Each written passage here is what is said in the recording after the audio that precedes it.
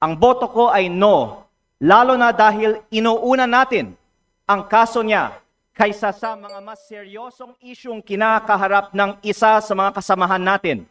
Isang kapwa kong Batanggenyo na nandito ngayon na bumoto sa kaso ni Congressman Barzaga.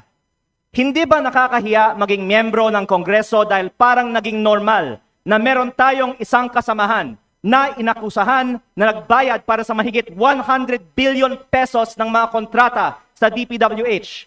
Para bang tinatanggap natin na normal lang magkaroon ng kasamahan na iniugnay sa pagnanakaw ng bilyong-bilyong piso na hindi iniimbestigahan na ng Committee on Ethics, Public Works o Infracom, samantalang inuunan natin ang kaso ni Congressman Barzaga, habang hindi man lang natin pinaglalaanan ng masusing atensyon ang mas mabigat na aligasyon, lumalabas na parang okay lang magnakaw sa Kongreso.